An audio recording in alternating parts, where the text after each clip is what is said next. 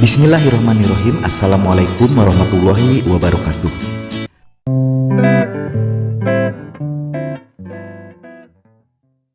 Bertemu kembali dengan saya dalam mata pelajaran Sejarah Peminatan kelas 10. Kali ini kita akan membahas tentang kehidupan manusia praaksara Indonesia. Bagian perkembangan kehidupan praaksara di Indonesia. Sebelum masuk ke inti, kita perlu memahami dulu apa yang dimaksud dengan perkembangan. Perkembangan merupakan tahap dari sederhana menuju tahap yang lebih maju. Dalam konteks ini, perkembangan yang dimaksud adalah perkembangan dari tahap sederhana ke tahap yang lebih maju, sejalan dengan proses manusia prasejarah menemukan cara bagaimana bertahan hidup yang lebih baik. Selain istilah perkembangan, kita juga harus memahami istilah praaksara. Praaksara berarti sebelum mengenal tulisan. Jadi, perkembangan kehidupan praaksara di Indonesia bisa diartikan merupakan tahap sederhana ke tahap yang lebih maju, sejalan dengan proses manusia prasejarah menemukan cara hidup yang lebih baik sebelum manusia itu sendiri mengenal tulisan. Tulisan yang dianggap pertama kali peninggalan kerajaan Kutai di abad ke-5. Jadi, perkembangan kehidupan yang kita maksud ini merupakan perkembangan kehidupan manusia sebelum zaman dari prasasti Yupa. Sedangkan zaman setelah tulisan itu ditemukan berarti abad 5 sampai ke sini disebut dengan zaman sejarah. Perlu kita ketahui zaman sejarah di tiap wilayah itu berbeda-beda. Di Mesopotamia itu jauh lebih dulu daripada di wilayah Indonesia. Di Mesopotamia itu zaman sejarah sudah dimulai dari 6.000 tahun sebelum Masehi. Di India 3.300-an sebelum Masehi. Di Mesir 3.000 sebelum Masehi. Di Cina 1.800-an sebelum Masehi. Jadi memang di wilayah-wilayah peradaban besar itu yang namanya zaman sejarah itu jauh sekali sebelum dimulainya zaman sejarah di Indonesia. Tapi tidak menutup kemungkinan era sejarah di Indonesia itu bisa lebih mundur lagi, yaitu misalnya abad ke-1, abad ke-2 jika saja suatu saat ditemukan tulisan yang lebih tua dari prasasti Yupa. Mudah-mudahan kalian paham sampai di sini. Oke, kita lanjut ya. Nah, coba sekarang kita perhatikan benda ini, yaitu bisa dibilang handphone jadul. Bayangkan ketika handphone ini kalian gunakan untuk pembelajaran daring misalnya, apakah bisa digunakan untuk daring? Jawabannya adalah tentu saja tidak bisa jika pembelajaran daring harus menggunakan fasilitas internet, karena alat komunikasi mengalami perkembangan dari teknologi yang sederhana menjadi teknologi yang lebih kompleks dan sesuai dengan perkembangan teknologi itu sendiri. Nah, kita perhatikan kata konsep berikut ini.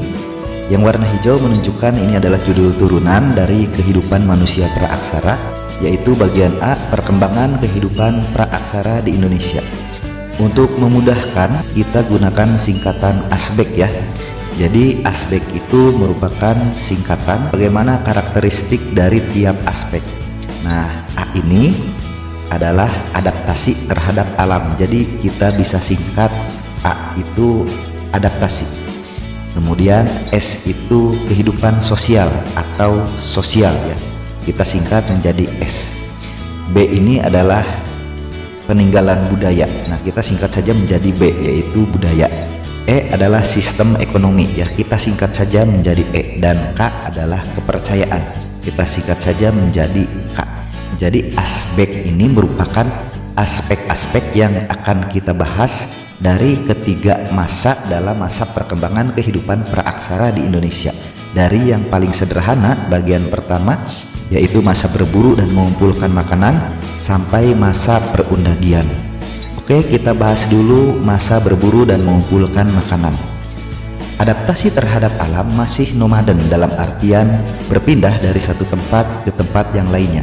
Contoh, bisa saja mereka belum dapat bagaimana cara untuk mengatasi ancaman dari binatang buas. Kemudian untuk S yaitu sosial. Jadi pada masa ini masih dalam kelompok kecil dan dekat dengan sumber air.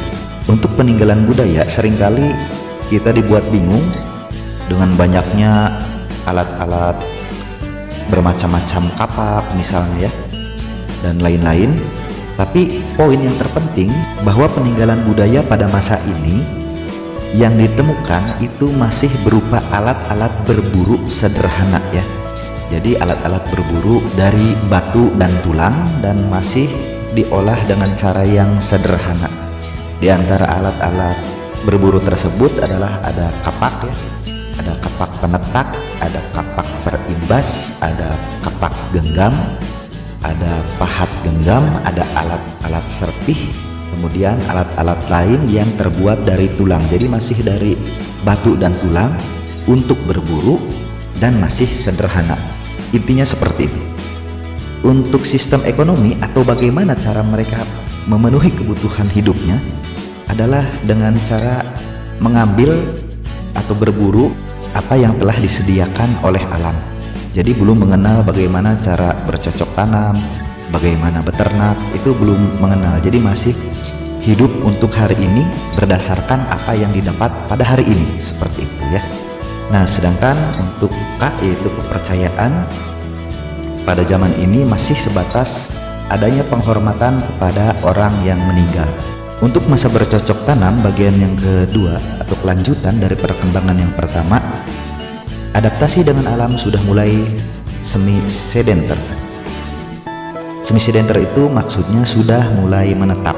Kehidupan sosial itu sudah bergabung beberapa kelompok kecil sehingga sudah hidup dalam jumlah yang lumayan meskipun tidak terlalu banyak, dan sudah mengenal sistem kepemimpinan dengan seleksi primus inter pares. Jadi primus inter pares itu secara arti adalah yang utama dari yang sederajat. Nah, keutamaan itu kalau di masa awal-awal dari masa ini itu berdasarkan kekuatan. Jadi siapa yang paling kuat, siapa yang paling cakap berburu, nah maka dialah yang akan menjadi pemimpin.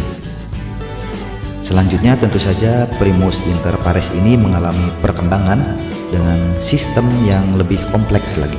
Untuk peninggalan kebudayaan ya atau B budaya, pada zaman ini peninggalan manusia praaksara masih berupa batu dan tulang, tapi sudah lebih rapih, sudah lebih halus ya, dan sudah mengenal perhiasan, juga sudah mengenal terakota.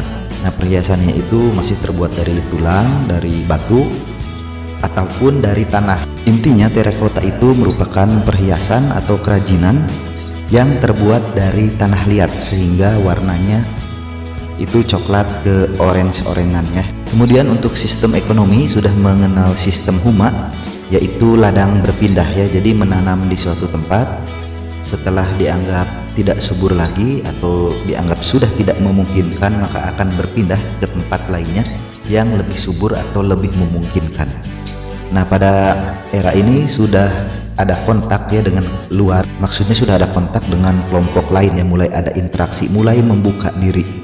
Nah, kemudian sudah mulai dikenal sistem barter atau sistem bertukar barang untuk memenuhi kehidupan kelompoknya masing-masing sesuai dengan barang yang saling dibutuhkan oleh kedua kelompok. Nah, untuk kepercayaan atau K ini sudah adanya pemujaan roh nenek moyang. Jadi kalau di awal itu baru penghormatan saja terhadap kepada orang yang meninggal, kalau di masa ini sudah ada pemujaan terhadap roh nenek moyang. Karena roh nenek moyang yang telah meninggal dipercaya bisa mengantarkan jiwa yang masih hidup ketika nanti sudah mati untuk selanjutnya menjalani kehidupan di alam yang lain. Nah, yang terakhir adalah masa perundagian. Perundagian itu apa sih? Jadi perundagian itu maksudnya manusia praaksara pada zaman ini sudah mengenal profesi-profesi tertentu. Jadi pekerjaan itu sudah mulai sesuai dengan spesifikasinya gitu ya, sesuai dengan keahliannya. Untuk bagian adaptasi dengan alam itu sudah sedenter, sudah menetap ya, jadi sudah tinggal di satu wilayah tertentu dan tetap bagian 1, bagian 2 ataupun bagian 3 itu tidak akan jauh dari pusat air sebagai sumber dari kehidupan umat manusia. Untuk sistem sosial sudah merupakan kelompok besar ya, sudah mulai dikenal yang namanya kepala suku. Jadi sistem pemilihan kepemimpinannya lebih kompleks lagi daripada sebelumnya. Kemudian untuk peninggalan budaya, ini sudah mulai dikenal barang-barang yang terbuat dari logam. Barang logam ini dibuat dengan 2 cara. Yang pertama adalah acire perdu. Jadi acire perdu itu merupakan teknik cetak barang logam dari lilin. Nah, biasanya sekali pakai benda-benda spesifik, khas, monumental, ramat, atau sakral. Nah, untuk prosesnya sendiri, acire perdu ini adalah pertama kita membentuk benda dulu dari lilin ya. Jadi mau bentuk hewan, bentuk senjata, dan lain-lain sesuai dengan bentuk benda yang diinginkan nanti hasilnya. Nah, setelah benda itu terbentuk dengan lilin, kita lapisi dengan tanah liat, kemudian diberi lubang karena akan dibakar. Nah, kemudian dibakar. Nah, ketika dibakar ini lilin kan akan mendidih ya, mendidih menjadi cair dan menguap. Jadi nanti uap dan cairan lilin itu akan keluar sehingga meninggalkan ruangan kosong. Nah, kemudian masukkan cairan logam panas, dan setelah sekiranya sudah berbentuk si logamnya itu, baru kita kupas bagian tanah liatnya sehingga terbentuk benda yang diinginkan.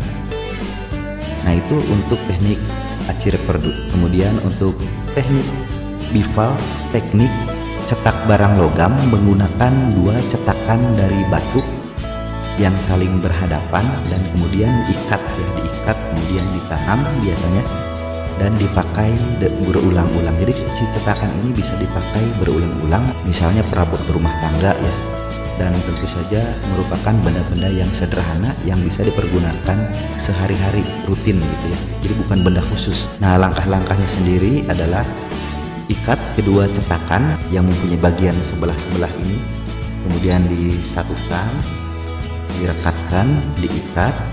Nah, kemudian masukkan logam panas ya, biasanya sambil ditanam ini cetakannya. Kemudian setelah terbentuk dilepas dan selesai. Cetakannya ini bisa dipergunakan berulang-ulang ya. Contoh dari hasil kebudayaan masa perundagian adalah nekara perunggu, bejana perunggu, arca perunggu, kapak corong, dan perhiasan perunggu. Untuk sistem perekonomian atau di masa perundagian tentu saja sudah lebih kompleks. Mulai dikenalnya berbagai macam profesi, pertanian dan peternakan yang semakin terorganisir dan tidak hanya untuk memenuhi kebutuhan dalam jangka pendek. Selanjutnya adalah sistem kepercayaan atau Pada masa perundagian, sistem kepercayaan sudah mengalami perkembangan. Selain animisme, kepercayaan akan adanya roh halus atau makhluk halus. Kemudian ditambah lagi dengan dinamisme, yaitu kepercayaan bahwa roh atau makhluk halus ini menghuni atau menempati benda-benda tertentu dengan kekuatan tertentu.